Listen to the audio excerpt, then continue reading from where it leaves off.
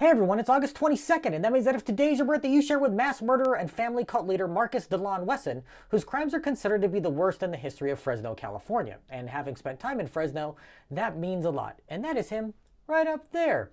Wesson was born in Kansas in 1946 and was raised by his religious extremist mother, who belonged to the Seventh-day Adventist Church. His father sexually abused Wesson and his sisters, so they were glad when he abandoned the family for an incestuous relationship with his own cousin. They moved to San Bernardino in the 1960s, and after dropping out of high school, Wesson joined the Army.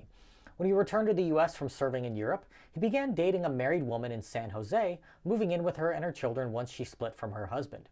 In 1971, he fathered a son with her, while at the same time beginning to cultivate a relationship with one of her daughters, telling her that God had chosen her to be his bride.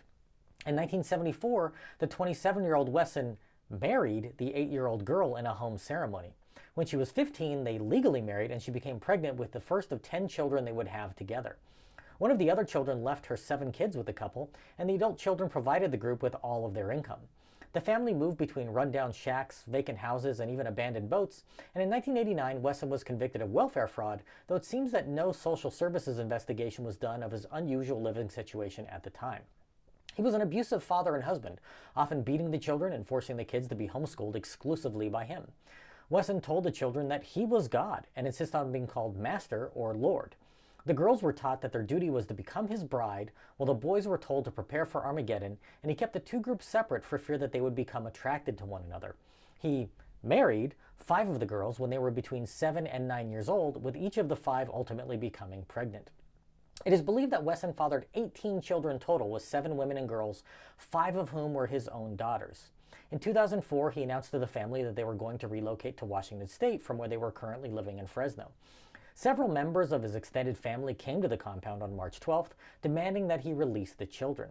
Fresno police were called to what they were told was a child custody dispute, and a standoff ensued. Gunshots rang out, and when it was all over, they stormed the house to find 9 bodies, which were 2 of Wesson's daughters and 7 of the children he had fathered by them.